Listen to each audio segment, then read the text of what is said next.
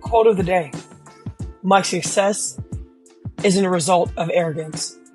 It's a result of belief. Conor McGregor. Welcome in. Money Monday, Mack Truck Monday. We are back. This is the Mack Truck Podcast here on Podbean, Spotify, iHeartRadio, and wherever else you find your audio streaming pleasure.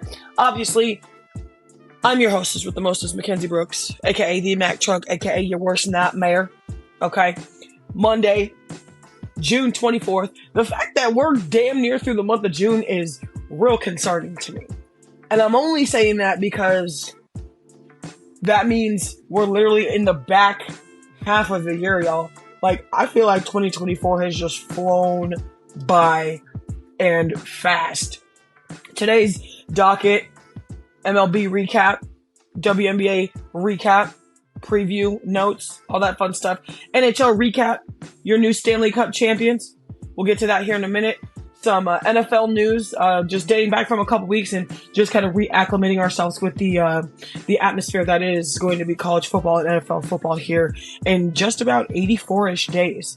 Also going to talk some event recap and some events coming up. So stay tuned for that. I'm excited. Going to be good stuff. This show was brought to you by the 3-Man Weave podcast and the In My Bag of Pale crew, both co-hosted and hosted and produced by Evan Thunder Bradfield himself, Caleb the Bully Bradfield, or CB and EB, and Big D Money himself. You can find them on Spotify, Apple Music, YouTube, and anywhere else you get your audio streaming and video pleasure. This broadcast is brought to you by Chopping It Up with P. Scott, Prescott Kelly, also found on Spotify, YouTube, and wherever else you get your audio and viewing pleasure. Also brought to you in terms of our show affiliates, the 806 Sports Radio Show in Texas with Megan Price, and the Sip Off, also found on Facebook Live and StreamYard. Also hosted and co-hosted and produced by Megan Price as well. And big shout out to Rocco Rock and the Rock the Bells podcast. You can find his podcast also on Spotify as well. In terms of our business affiliates, you can find CCR Webflow and Design, or Camilo Rodriguez, the great gentleman who created the awesome logo for the Mack Truck podcast that we have and you see as our thumbnail and many other spots. Go ahead and find him at CCR Webflow and Design. That's ccr.webflow.io, or just simply a good Facebook search and tell him the Mack Truck sent you. Also, we can't have this awesome background music and theme song without the creations and production of Mad Noise Entertainment, brought to you by Freddie F. Morris. Make sure you're hitting him and his company up for your latest background theme song and intro memes. That's Freddie F. Morris of Mad Noise Entertainment. And obviously, we can't have the podcast without one of our biggest business affiliates and my two older brothers and their great barbershop at Truth Barbering Shop, 6563 University Avenue, Windsor Heights, Iowa, or Des Moines, depending on what side of the town you live on. And of course, our newest sponsor, Patent That Whiskey. And make sure you're following them patents, literally hashtag them patents on Instagram. They have some of the best homegrown whiskey here in the state of Iowa. Double aged from a wine barrel into a whiskey barrel with a hint of cinnamon on the back end. So make sure you're hitting them up for orders. Make sure you're going down to the Foundry Distillery over in Valley Junction to try their latest products as well. That's them patents whiskey and Patent That Whiskey. them Patents on Instagram and patent that whiskey for the whiskey brand. If you have not tried this brand yet, I highly suggest you do so. Listen, baseball season, guys, has been really just kind of up and down, and I'm for it. I'm absolutely for it. I can't complain. Frankly, I love it for us. I just love the fact that there's sports right now, obviously, and I say that every time we come on the show, but I can't seem to just, you ever just get so excited and just so deep into something and it just, consumes all the good energy that you have and you want it to keep consuming and you want it to, feed your being and all that. That's where I'm at right now. I'm going to do some baseball recap here. Some of yesterday's games, unfortunately, my New York Yankees lost the 3-game series against the Atlanta Braves. Atlanta Braves take this one in New York 3-1. Hitting stats are as follows for this game. Braves going to have 6 hits to the Yankees 7 hits. 1 home run for the Braves, 2 no home runs for the New York Yankees. 8 total bases for the Yankees, 10 total bases for the Braves, and 4 runners left on base apiece. Moving into the pitching stats for this game. Going to have 9 strikeouts for the Braves to the Yankees, 12 strikeouts. 80 strikes for the Braves to 96 for the Yankees. 7 hits in favor of the Braves to 6 hits for the Yankees, and both teams did not walk anybody. And I'm going to stop there for just a second. Every time I come on and talk about baseball, and I know it's taken me a little bit to get it back into our cycle of sports media and such in terms of our recaps and previews and such, but people really don't understand that baseball is such a long season. It's such a long season. It's hard to cover it from head to toe. I covered some of the preseason and was still highly impressed with how the Yankees are doing. I'm still impressed with how they're doing, even with a couple of our heavy hitters and fielders out with some injuries, doing some recovery. So I'm excited. Yankees are still in first place, even though they have lost the 3-game series. I do believe they play the Braves again at another 3-game series. So we will look forward to that. Moving on into the next recap of MLB baseball here on the Mack podcast. The Arizona Diamondbacks fall to Kyle Schwarber and Bryce Harper of those Philadelphia Phillies. Arizona got to drop this one 1-4. Hitting stats for this game. Philly's going to grab all the stats here. All the stats. 11 hits, 0 home runs, 13 total bases, and 10 runners left on base. Arizona going to have 6 hits, no home runs, 7 total bases, and 3 runners left on base. Pitching stats for this game are as follows. Arizona, 5 strikes, 95 strikeouts, 11 hits allowed, and 2 walks. And I lied. 5 strikeouts, 95 strikes. Sometimes I can't read my own handwriting, but it's okay. Faux pas and flaws happen. We're not going to be perfect because there's no such thing as perfection. So we live and learn and we move on and make it better for the next time around. Phillies take that series 2-1 over the Arizona Diamondbacks. Moving on into the next game of our MLB recap here on Money Monday, Mack Truck Monday, Love a Hot Mom Monday. Tampa Bay Devil Rays get it done on the road, visiting Paul Skeens and the Pittsburgh Pirates. Hitting stats are as follows. Hits for the Pittsburgh Pirates, 3 hits, 1 home run, 6 total bases, and 5 runners left on base for the Pittsburgh Pirates. And for the Tampa Bay Devil Rays, 1 home run, 6 hits, 13 total bases, and 7 runners left on base for that. Pitching stats for this second to last game here on our recap of the MLB from this past weekend. Tampa Bay gonna have 5 strikeouts, 72 strikes, 3 hits allowed, and 4 walks. Paul Skeens and the Pittsburgh Pirates, 10 strikeouts, 89 strikes, 9 hits allowed, and 2 walks. And to round out this here MLB recap on the Mack Truck podcast, gonna end it here with a recap of the Boston Red Sox and the Cincinnati Reds game. Just a single game here. Boston going to take this one in Cincinnati 7-4. Boston going to have 10 hits, 2 home runs, 19 total bases, and 7 runners left on base. Cincinnati going to have 10 hits as well. No home runs, 13 total bases, and 8 runners left on base in terms of hitting stats. Pitching stats are also as follows here. 8 strikeouts to 9 strikeouts in favor of the Cincinnati Reds, 107 strikes to 94 strikes in favor of the Boston Red Sox, 10 hits allowed apiece, 0 walks for the Red Sox, and 4 walks for the Cincinnati Reds. Here on the Mack Podcast again, you can find us anywhere: Spotify, iHeartRadio, Apple Music, Google Pods, Audible, Podbean, Overcast, Amazon Music, Pandora, pretty much everywhere and nowhere all at the same time. Still having a little bit of issue with our YouTube channel, but we are still working on it, just getting used to a new platform in terms of the switch over that will be happening. For those of you who do not know, you can only find the podcast themselves on Spotify for podcasters and Spotify itself. If you are a fellow podcaster and you use Spotify, starting July 9th, you will not be able to record or edit your podcast on Spotify. And we hate to see, them discontinue that feature, because they went from Anchor to Spotify and now they're going strictly just advertising based from the steams and looks of it. So we still look forward to putting our product out there in the world of Spotify Nation, because that's where currently we are getting most of our traffic, and Spotify, and now currently iHeartRadio, who is right underneath the high percentage for Spotify. So shout out to y'all for finding us and me on other platforms. Sometimes you can't just limit yourself. Well, you may be comfortable with one thing or one engine. You can't limit yourself. And that's what we're trying to do. We're always trying to live, learn, and grow here in the world of sportscastery, podcastery, amateuristic entertainment. That's what we're here for. That's what I'm here for. And I love this for y'all, and I love this for me. And again, just thank you guys for supporting, giving me all the feedback, good, bad, ugly, different, in between, up and down, all around. I love it. I appreciate it.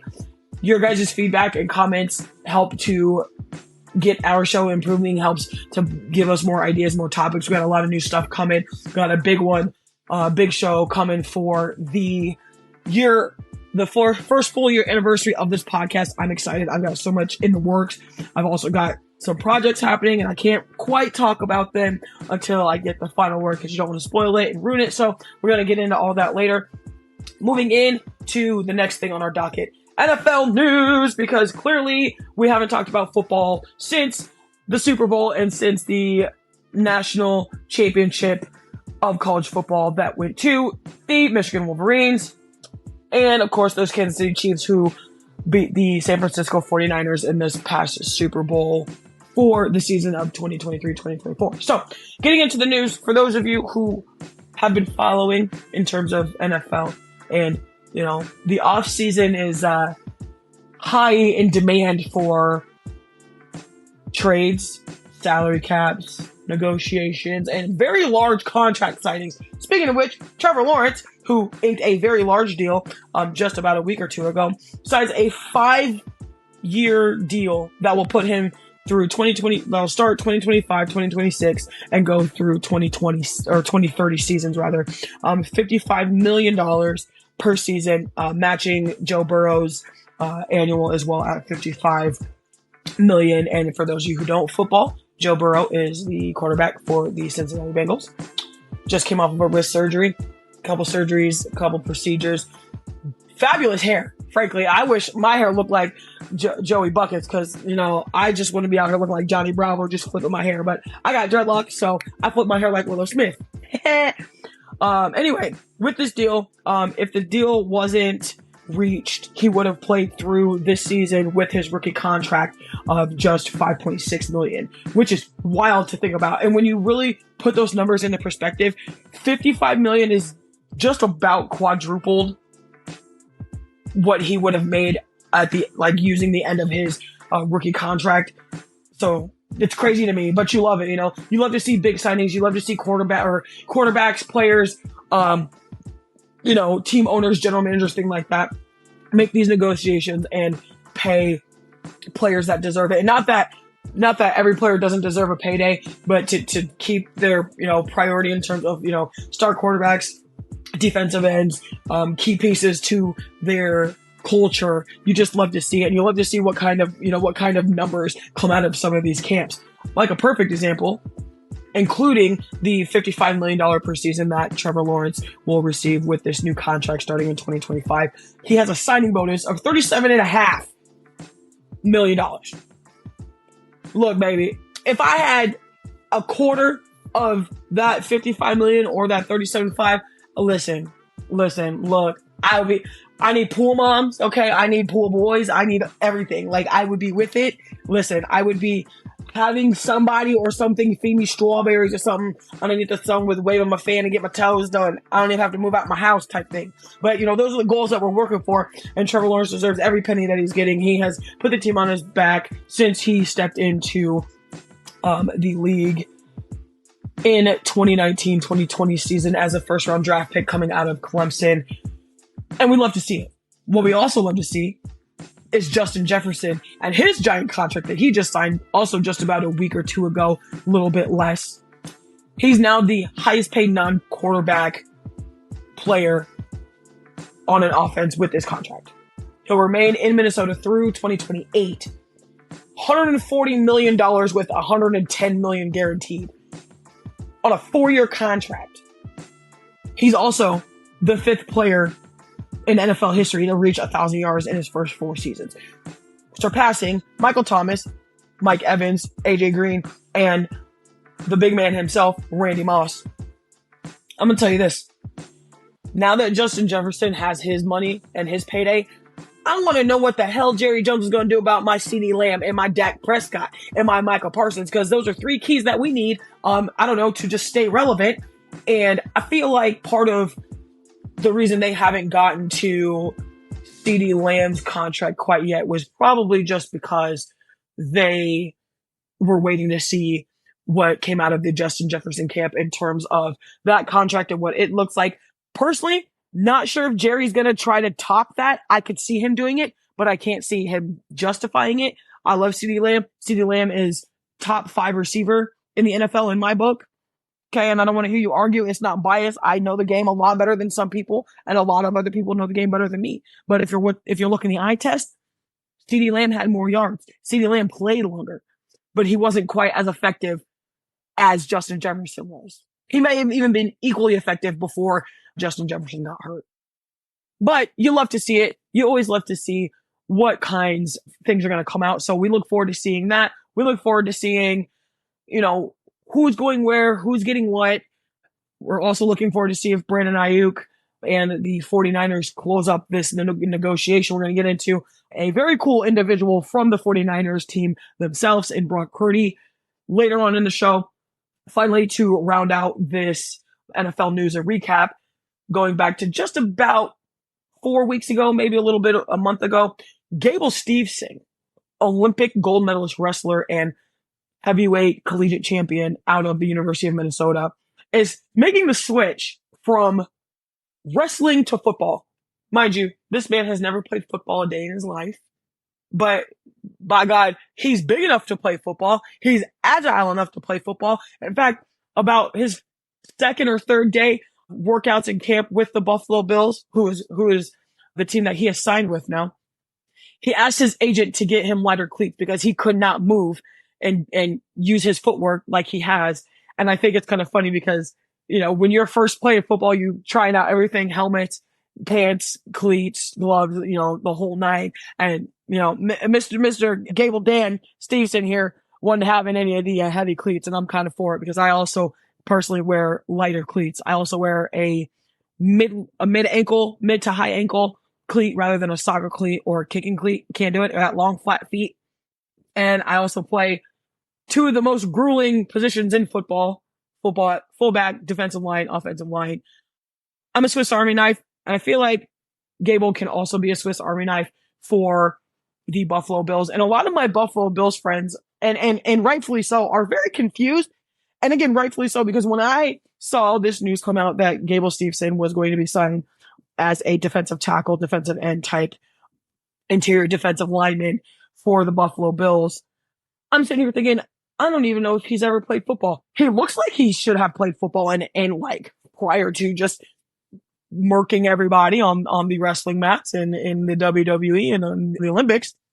But he has never touched a pigskin in his life. And the fact that he is wanting to make the change, and he literally said in an interview, and I'm just paraphrasing here at this point, he's ready for a different challenge. He's ready to see if his athleticism can transfer into one of the toughest sports, which is football. Personally, I'm for it. I am absolutely for it. If you are able to transfer your original art or craft into another sport and feel like that you could be a dominant force, sis, you better go on and get it. You better go do the damn thing and you better be proud. And no matter how many times you fall, you better get back up and get back on that saddle and say, I'm still here. This might be tough, but I'm for the challenge. Like, and that's the type of mindset I like to see out of people in general, not just athletes, not just, star celebrities, things like that. Like, if you believe in yourself, like, girl, sis, bro, brother, auntie, uncle, TT, 50, 11 kids, you better go get it. You better go get it. But nothing worth having comes easy, y'all. And obviously, Gable Steveson knows that from, having to work his way through the collegiate ranks into the Olympic trials to grab that gold medal in wrestling as a heavyweight. And he's 265 and 6'1". He is a perfect fit for anybody's defensive line. Hell, you could even utilize him as a true fullback. I don't know. Kind of gives me like Jerome Bettis, the Boss type of feel with Gable Steveson. So we're going to look forward to that. He did sign a 3-year contract, just about a little under $300,000, if I read that right. His guaranteed is just about $795,000 for 3 years. So if the Buffalo Bills do something great with Gable Steveson alongside, and he makes the 52-man roster, which at this point, I don't see why the hell he wouldn't. All he needs is a little coaching up, a little technique. He's got the size. He's got the speed. Clearly, he's got the muscle mass. He's not about to let none of these other dudes try to win him over, because I would be damned if any offensive lineman actually try to come at Gable Steveson. If he even gets into a 3-point stance and shoots off the ball like I think he's going to spring out of a cannon, it's over with. I also see him being like a little bit of a reminiscent of a just recently retired great in Aaron Donald. So we're going to look forward to that. The NFL and college football have so much to offer, like, all the time, and not just this year, but especially because of some of the crazy things that have happened this year with Kansas City, starting out really rocky. People, even some of their own fans counting them out in terms of like playoffs, and they just kept winning, kept finding ways to win, kept finding ways to fight back. And I'm like, I'm about sick of y'all, but it's because y'all are so damn good. Like, about sick of y'all, but you only get sick of teams that are good, and they're not even like, most of the time they're not cocky about it. And it's kind of awesome to see, because it's like, okay, you have the Billy Goat and Patrick Mahomes, and you have his best friend and highly touted tight end, Mr. Travis Kelce, who also was just in his girlfriend Taylor Swift's tour in a top hat and tuxedo and killed it. Like, you have so many great things surrounding the Kansas City Chiefs. And at the same time, you also have a lot of great things surrounding that was the 49ers in terms of that game and the season, because Brock Purdy, coming off of that ulnar injury from last season, essentially, in his throwing on, he's a right-handed quarterback, got hit just right on the tour, was in a lot of pain type of thing. And like I said, we're going to get into more of those details as far as that camp that I worked this past weekend. So many great memories, just fangirled for real a little bit, not even going to lie, but you love to see it, especially if you're just as passionate about sports and entertainment as I am myself. Again, this broadcast is brought to you by the In My Bag Apparel crew, the Truth Barber Shop, and our many, many affiliates in terms of our radio station affiliates, podcast station affiliates, and Patent That Whiskey as well. Speaking of titles, rather, moving on into the next topic on our docket. The Florida Panthers get the job done in 7 games. Although, frankly, they should have got it done after they went up 3-0, but nobody wanted that series to end, and apparently the Oilers wasn't just going to let them just skate right on top of them. I mean, the first 3 games, that's what they did. The Panthers skated right on top of them. Connor McDavid got skated on and was still skating on people on top of that, even with being an 0-3 deficit. They win 3. They take game 6 to Edmonton. They win game 6, and they bring it back to South Florida for game 7. Like I said, Florida Panthers win the Stanley Cup Series championship, NHL title. They are the champions. They won this past game that was just played before we are talking here and speaking here on the pod. 2-1 over the Edmonton Oilers. That game was a 5.5 point spread, and the money line was even at -110 apiece. But let's just keep in mind how close the odds alone were for that game. Number 1. Number 2, Connor McDavid, or as we like to call him on the Pat McAfee show, Connor McJesus, wins the Conn Smythe for being the MVP on a losing team. That's crazy. Although Connor McDavid is a hell of an athlete. Like I said, I'm just finally getting back into hockey. I've been watching a little bit more of it, been trying to keep up with the Stanley Cup series and finals. Connor McDavid is him. Listen, Connor McDavid is like Michelle Kwan on hockey skates with a stick and a helmet. It's quite wonderful to watch. And I feel like, and just kind of going back to our previous topic as far as Gable Steveson and switching from one craft to the other, I feel like if anybody in hockey right now could switch up sports like with a snap of finger or a drop of dime, it would be Connor McDavid. I could see him playing any other sport. I could see him doing wrestling. I could see him playing football. I can see him playing baseball. But that's like 3 or 4 different types of shape you have to be in. But I can tell you this, hockey ain't no joke. So for those of y'all who are not into hockey or don't have any kind of interest, I highly suggest y'all get into it. Literally, highly suggest y'all get into it in terms of hockey. It's a good thing. I'm starting to love it again. I can see why all my friends love it still to this day. I'm for it. Moving on into the next thing on our docket. And before people start to get crazy because we're live right now and I've already gotten some random comments about just when you're going to get to the WNBA. Well, we're here. So y'all better still be tuned in. Damn. Okay. The WNBA, just every game I watch, it doesn't even have to be the Indiana Fever because that's my team. Every game that I watch, no matter who's playing, it just seems every game, the competitiveness rather, the fire, the intensity is just, it's just growing and growing and growing. And I just, at this point, I'm waiting for it to just spontaneously combust and just be currently, because right now, I mean, and I don't give a damn what none of y'all say. If you're watching sports, you'll know this, but the WNBA right now is the hottest thing we're talking about. Outside of the fact that it's summer, outside of the fact that the NBA season just ended with the Boston Celtics winning the championship, and now having that 18th title and having that run over the newly crowned head coaching staff that is JJ Redick and the Los Angeles Lakers.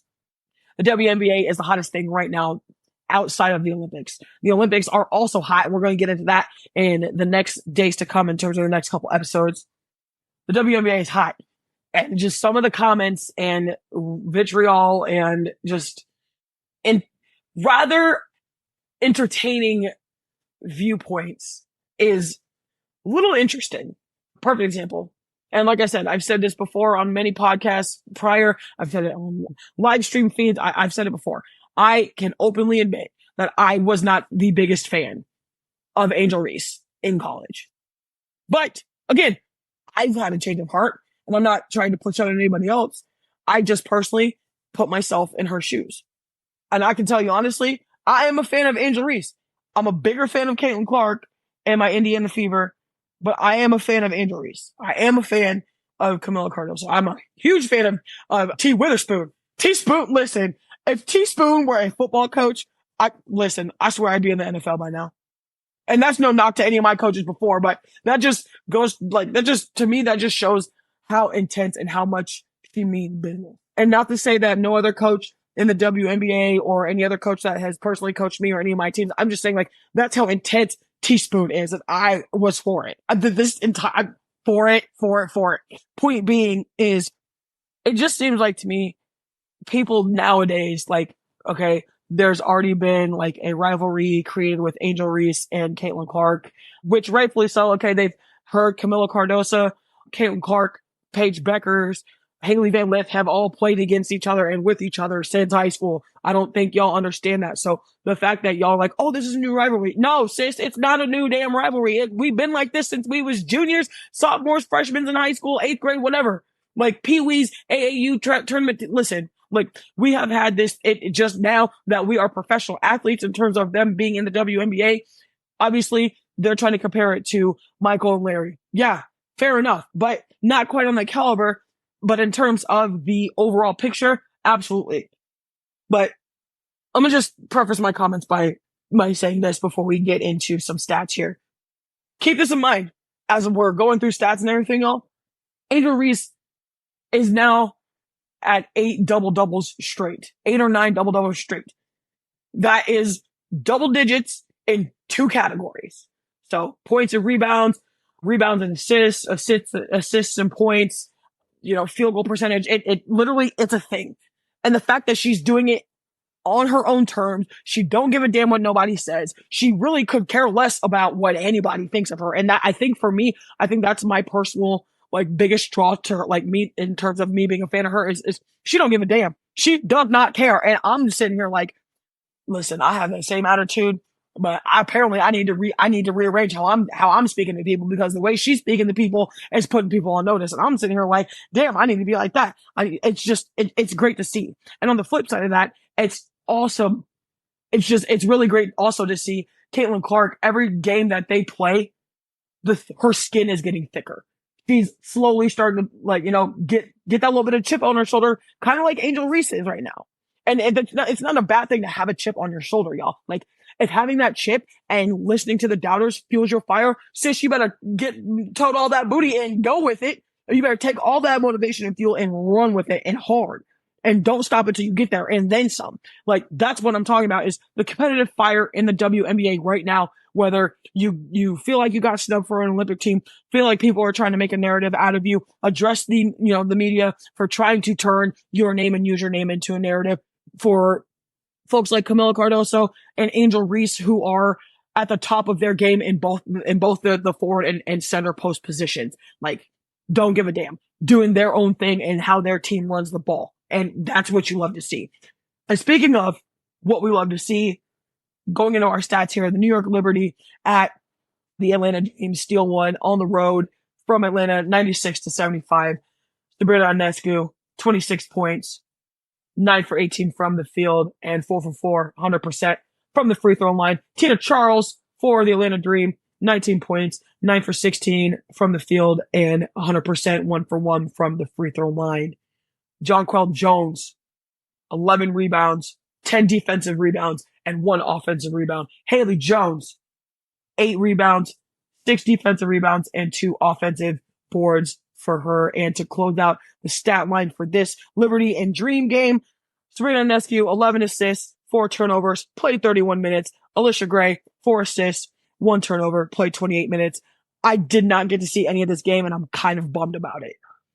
Just because we're slowly starting to get into the closing out the first half of the WNBA season. If you follow the WNBA or have followed the WNBA during an Olympic year, they take the month July off, I believe, for the Olympics, for Olympic play, All-Star break, and then they pick it back up after Olympic play. So we look forward to that. We're looking forward to seeing the men's and women's U.S. Olympic basketball team, 3-on-3 Olympic team. And speaking of 3-on-3 Olympic team, Dearica Hamby will now be on that 3-on-3 team to replace Cameron Brink.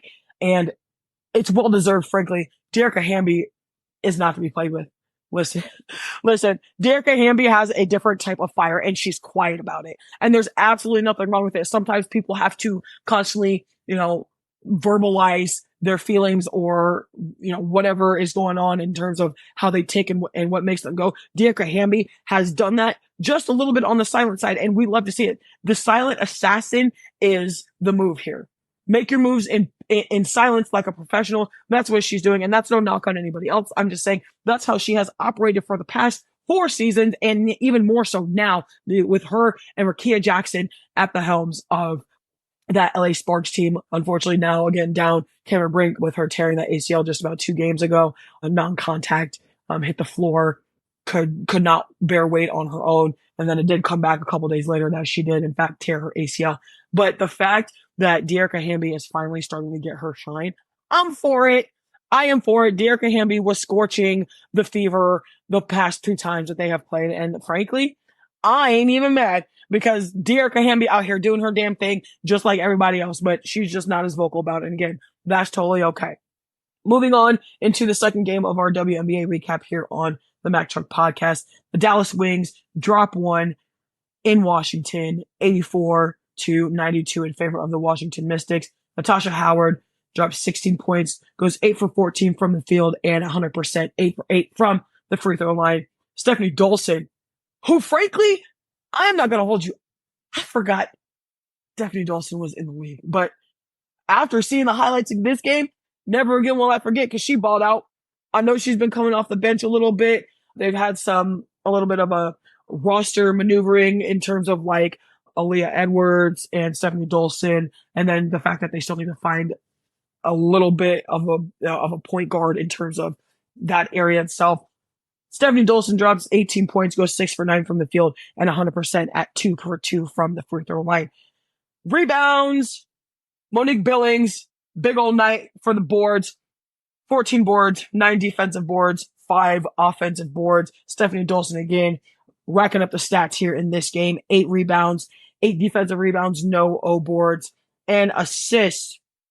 The assist column for me is always an interesting one, because normally it's never the same people that have either led in scoring or that are scoring leaders, assist leaders, rebound leaders. It's always 2 random people this time, and not to say that they're random and they don't matter, but just 2 names that you don't see on the stat sheet in terms of big highlights.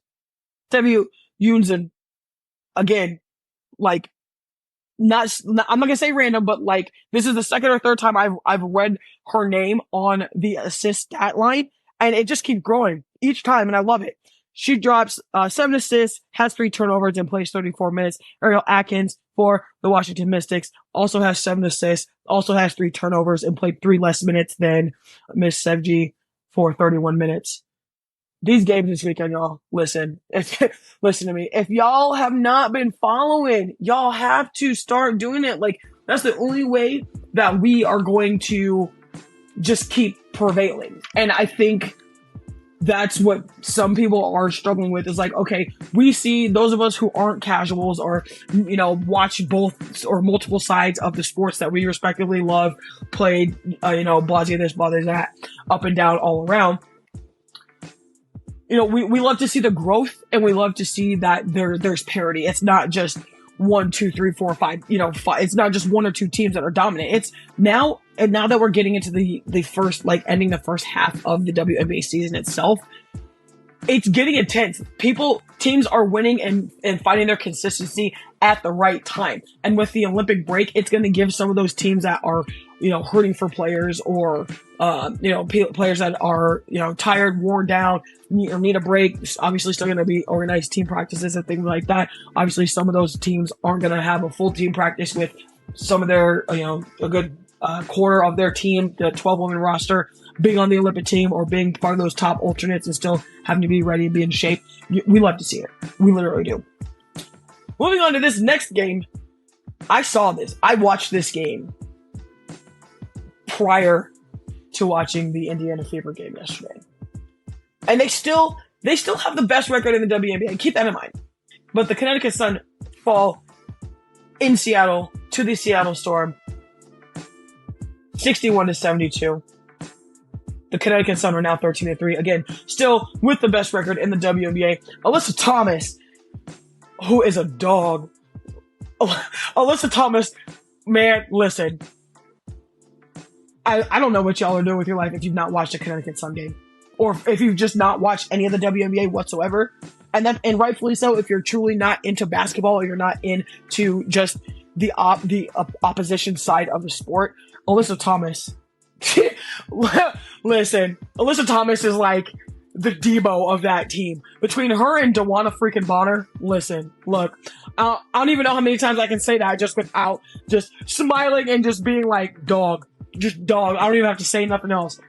Alyssa Thomas drops 14 points, goes 6 for 12 from the field, and goes 100%, 2 for 2 from the free throw line. Jewel Lloyd, who's also a dog, just straight up. Just, man. I mean, and maybe I'm just so excited because I just love sports, and I love the WNBA, and I love basketball on top of the other 3 sports that I mainly focus on myself personally.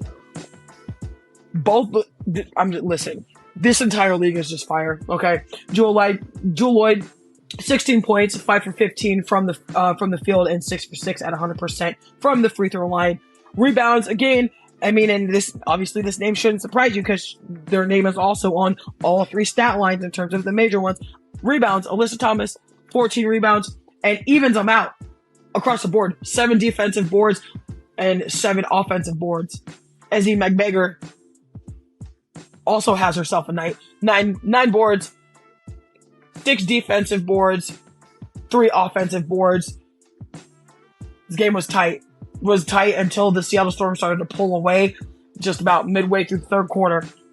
And to end out this stat line for the Connecticut Sun and Seattle Storm game, Alyssa Thomas, 3 assists, 6 turnovers, 36 minutes. Skylar Diggins-Smith, who's finally starting to rebuild after being injured and having a baby. She's coming back and kicking butt per normal, as she always does. 8 assists, 5 turnovers, and 38 minutes to round out that stat line for the Connecticut Sun and the Seattle Storm. And finally, getting into my own team's game. And when I tell you, this game had my freaking blood pressure so high, I should have just ate a couple bowls of Cheerios and called it a good damn day.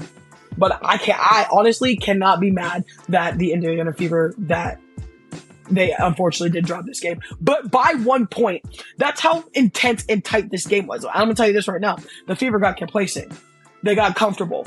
You can't do that. Right now, they're winning the head-to-head 2-1. But Chicago was due for a win over Indiana, and I'm glad that they got it done. And I'm glad that they got it done in the way and the fashion it was. The game was super competitive the whole time. And there was even a point where, normal court talk, normal competitive in-game things, Angel Reese and Alyssa Smith obviously jawing back and forth all game.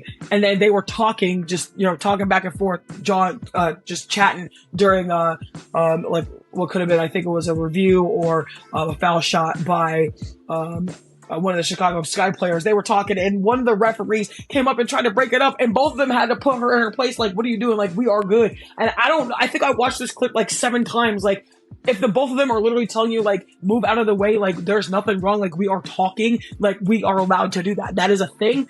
Like, sis, you got to move out the way. Like, there wasn't nothing happening going on there. Like, I get you was doing your job and making sure there was no, fluff buff or nothing like that coming through, but come on, like, gotta read the room a little bit.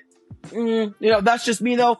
I'm only one person. I also don't get paid the big bucks to talk sports quite yet or be a referee, but that's the goal, obviously.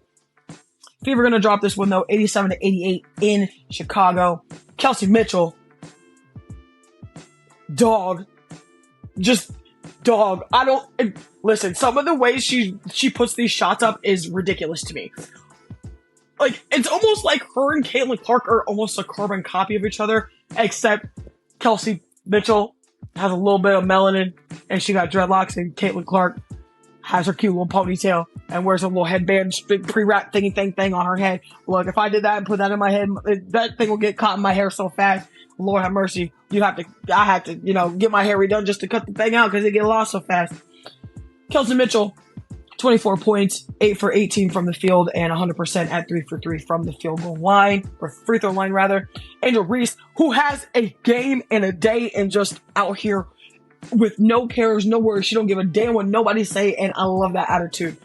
People think it's arrogance, people think it's cocky, but like, when you get in your zone and you just out here doing your damn thing, you would be in the same position, and not a one of you gonna tell me differently, because 90% of the people that listen to this podcast or support me or have played sports, either have played sports against me, played with me, have played sports at a competitive level sometime in their life. Y'all are not about to sit here and tell me that when y'all get on y'all stuff and talk y'all mess and talk y'all shite, okay, the confidence is there. Obviously, when you're losing, it's a little bit harder to keep the confidence, but when you just keep going and not giving a damn what nobody else think, you in the same position as Angel Reese. And I don't care, you can debate me on it, call me, beat me, if you're gonna reach me, leave me feedback, we can debate about it, but I'm gonna tell you this right damn now. Y'all not gonna tell me no different. Y'all would absolutely be in a very similar spot. You may be handling things a little differently, but the way she handles them is different from everybody else. The way Caitlin Clark handles them, everybody else. Kennedy Carter, Camila Cardosa, Lisa Bluter, T. Witherspoon, Christy Side. Listen, look, we all handle things differently, but when your confidence is on high and has been on high, even throughout all the vitriol and BS, you can't say anything different to me, period. I would love to have this debate, because there's not a thing y'all can say. Angel Reese, though, 25 points, 8 for 12 from the field, and 9 for 11 from the free throw line. So just about 83% from there. Listen, I cannot describe to you how elated talking about yesterday's game, even though I watched the whole damn game, makes me feel. Like, just talking about this game and talking about sports in general just genuinely brings happiness to my cute little face. Moving on to the next stat line here on our final recap game of the WNBA. Aaliyah Boston with the rebounds. Aaliyah Boston had herself a night too. Listen, Aaliyah Boston, the connection with Aaliyah Boston and Caitlin Clark, phenomenal. Look, I'm for it. I absolutely am for it. The connection that Caitlin Clark and just the entirety that is the Indiana Fever alone, that has there. It's almost like night and day from the first 4 games to the middle 4 games to these current 4 games that have been played, and the rest of these games for the Fever are on the road, mind you. So they're 1-1 right now, and I hope they end up going 3-1. We got a lot of tough teams, and the next one, I'm pretty sure, is either the Sun or the Liberty away, like in one of their hometowns. So we're gonna get to that later, though. We have Boston, 7 rebounds total. 6 defensive boards and 1 O board. Angel Reese, 16 rebounds, like 16, 1-6, not 0-6, not 0.6, 1-6, 16 rebounds, 13 defensive boards. I'm going to pause right there. 13 of those 16 boards are defensive. That's where the Fever lost the game. You let that girl get too many D boards. And that's okay, because that's what she does. She scores, puts the ball on the floor, and gets boards. Literally, that is what she does. And she's damn good at it. And again, I've been getting flack all the time, like, oh, you're an Angel Reese fan now? Yeah, absolutely. I have zero problem admitting that. Fangirl? No. Fan? Absolutely. Do I respect her game? Damn straight. You should too, and you would too, if you put some of the biases aside. Some of y'all have all these weird and random ass biases because of something she said or something she'd done or something she could have scratched her nose on camera, and people are like, oh, she's cocky. But again, goes back to my point. If y'all were in a similar position and y'all was balling out, y'all would not be saying 99% of this stuff that y'all saying now. But it's okay though. We all have our own opinions, and I'm here for it, frankly. If anybody knows me, I love to debate. I'm a very inquisitive, intuitive person. If I ask a bunch of questions, it's because I want to know your mindset. I want to know your stream of thinking. I may not agree with it or understand it, but I want to know where you're coming from. Point being, 13 of those 16 rebounds, literally defense, and then 3 O boards. Not to knock that, but the big number, 16 and 13. That's literally over half of her rebounds from defensive board alone. Crazy. I love it. And of course, closing out this stat line in terms of the Fever and Chicago Sky game, Caitlin Clark, 13 assists, 5 turnovers, and played all 40 minutes. And I'm gonna back up here for just a minute. 13 assists. That puts her at a second double-double straight for the record. And we're gonna get into that cool stat line here in just a minute. 13 total assists. Because where did they do that at? Caitlin Clark, that's who does it. Now listen to me. Look, when I tell you that Caitlin Clark is an assist machine, everybody's like, oh, she's a bad teammate. Bad teammates don't pass the ball all the time. Bad teammates don't try to find ways to get you the ball in a double and triple team situation as they're being double and triple team. I don't want to hear nobody else talking about something. She's a bad teammate. Okay, if she's such a bad teammate for, walking off during one incident or whatever the case is, you better damn well be calling out everybody else that do the same thing. Because what we're not going to do is we're not going to sit here and start these random ass narratives because Caitlin Clark walked off the court because something was said or during a situation. We're not going to start these narratives about Kennedy Carter. We're not going to start these narratives about Angel Reese and how cocky or arrogant that she might be, but y'all do the same things when y'all want to hop on social media and act like y'all know what's up for real. Some of y'all casuals watch one team and one team only, and that's great, but y'all got to watch the teams around them, including Angel Reese, including Camila Cardoso, including Caitlin Clark, Kelsey Mitchell, Sabrina Ionescu, okay, Kelsey Plum, Kate Martin, Asia Wilson, and Lindsay Allen, who also had herself a night in terms of assists, 7 assists, 0 turnovers, and played 27 minutes. Y'all got to start thinking about what y'all really be saying, because y'all be, the double standards for me, it's the double standards for me, but that's neither here nor there. Also, to close out this WNBA recap here on the Mack podcast, 3 rookies from yesterday's Chicago Sky and Indiana Fever game all had double-doubles. Literally all 3 of them.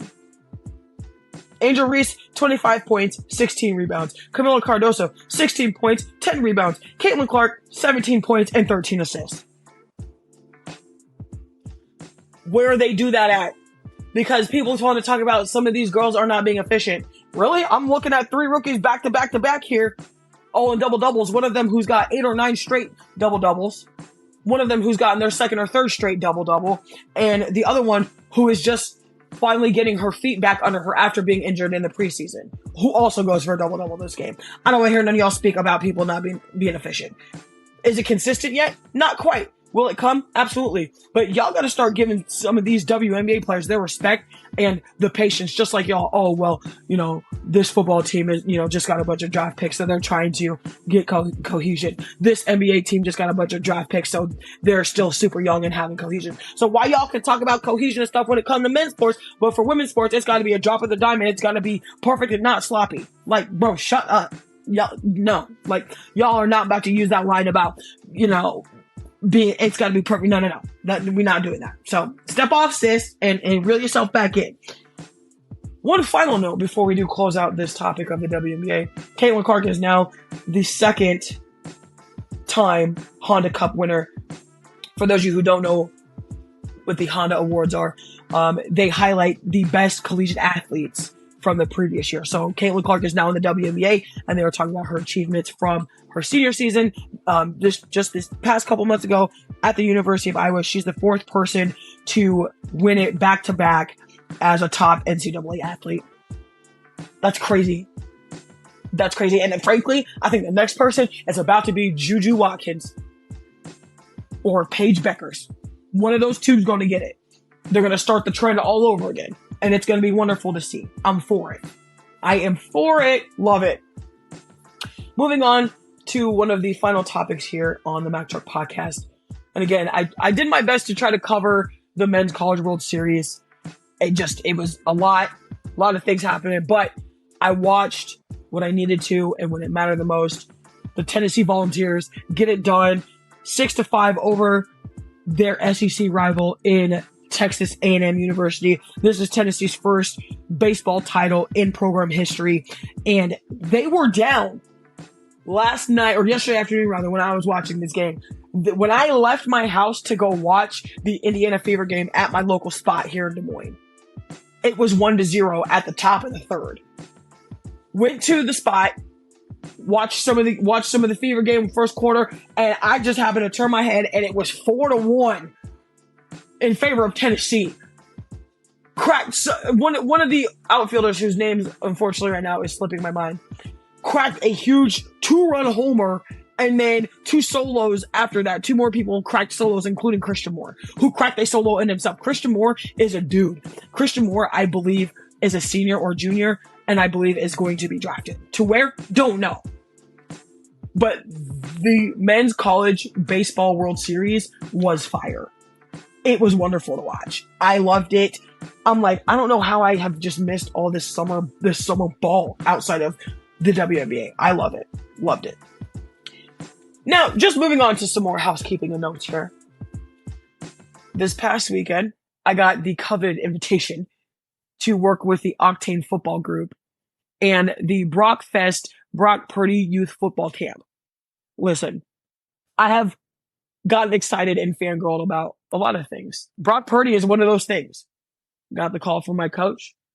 She asked what I was doing. She said she needed an extra coat. What did I do? Popped right on that thing.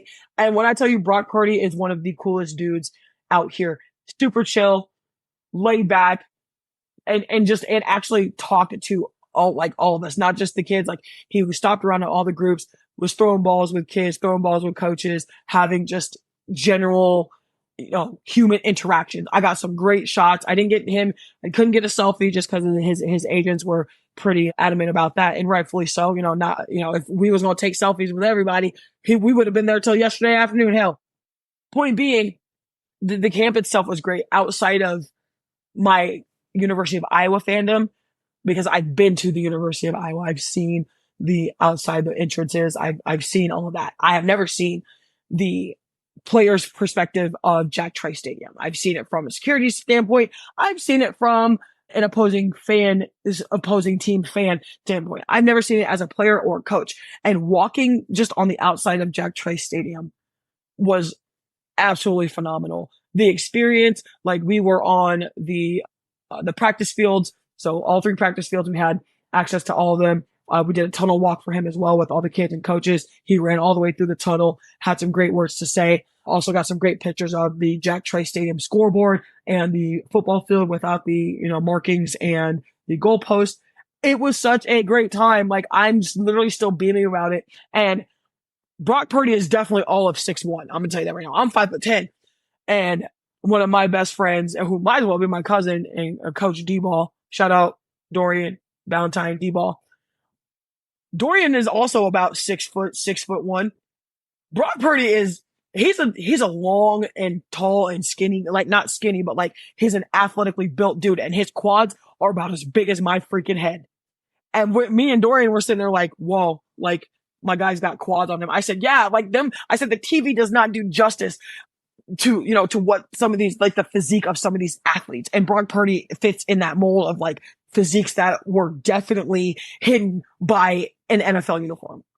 Like I got clips of him throwing the ball. I got clips of him just hanging out, talking. It was great. I loved it and I would totally do it again. The last time I had that much fun out of coaching a youth camp was when his old Iowa State teammate, just a couple years removed from him, and Alan Lazard, he held one here at North Polk High School in 2022. Got some selfies with him. He did the same exact thing. Very personable.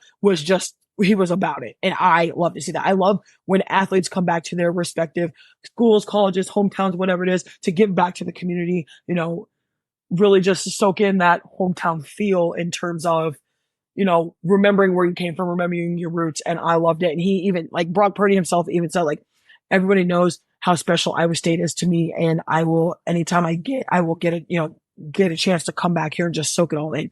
And some of the Iowa State football players were there. That was dope to see. I'm a big person, but them mugs is bigger and I'm for it. Loved it. Needed it. I need more of that in my life. The next Octane football camp will be this Sunday at Kinnick Stadium with none other than my guy who did not call a fair catch in Cooper DeJean, now defensive back for the Philadelphia Eagles. I really, really, really hope that they need another coach, because I will be on the next thing smoking back up to Iowa City. Swear I will, because I just want the experience. Not even to, like, obviously I want to coach, but I just want the experience of being there in the presence of like-minded minds in terms of sports knowledge, football knowledge, and even then some, because obviously all these individuals that I know I'm helping coach their camps and everything like that are obviously way better football knowledge mind than myself and some of us that have experience. And you just love to see it. I just want a chance to pick their brains and see like what types of things they've been through, what kinds of things that they've gone through, worked through, that type of things. And the experience is great. If you ever get a chance, look up Octane Football on Facebook, Google, reach out and ask about their camps. They are always looking for volunteers, always looking for help. It is such a great experience. And even if it's somebody that you don't necessarily root for in terms of their team, find a camp that is close to you. If you love the sport and you love how that maneuvers, get in it. The last camp that they did before Brock Purdy was Justin Jefferson at US Bank Stadium in Minnesota. And it was great. I saw the pictures. I'm salty that I couldn't be there. Lots of my teammates were there. Coach was there. I didn't get to go. Totally fine. But I got to go to Brock Purdy one. And frankly, I was for it. I love me some BP. That's my guy. And he was answering questions. And like I said, just being super personable. The atmosphere was great. Just the overall experience, phenomenal. Outside of Mother Nature having a panic attack, having menopause. Okay. I'm sweating out my weave. Eyelashes coming out. Got zits and stuff on my face from heat rash, but it's okay. Was it worth it? Damn straight. Will I do it again? Absolutely. I'm for it. And sometimes you like, these are just experiences that you can't like buy. Like you can't just go, you can't just buy tickets. Like you can buy tickets to the event, but being able to be there, like on the field and teach youth the basics and fundamentals of football or any sport is phenomenal. And I, for one, I loved it. I was for it. Would do it again. We'll do it again, I'm sure. Don't know if it'll be this coming Sunday, but it absolutely, any chance I get to be asked to work these camps and just get this experience, I'm absolutely for. Literally, I'm at a loss for words because I'm still just so damn excited about it. But that, my friends, at 23:20 at night, 11:20 Central Standard Time, does conclude this day's broadcast of the Mack Truck Show, Mack Truck Podcast, toying around with some stuff too. So I just gave you a little bit of a sneak peek of some possible changes. Again, this broadcast was brought to you by The Truth Shop, 806 Sports Radio, and The Sip Off, both with Megan Price, the In My Bag Apparel clothing line with Evan Bradfield, the Three Man Weave podcast, D Money, CB the Bully, and Evan Thunder Bradfield, Chopping Up with P. Scott Prescott Kelly, the Rock the Bells podcast with Rocco Rock, Mad Noise Entertainment with Freddie F. Morris, DCR Webflow and Design with Camilo Rodriguez, and Patent That Whiskey. Again, you can find all of those almost anywhere you get your audio and video streaming pleasure in terms of podcast and amateuristic sports casting.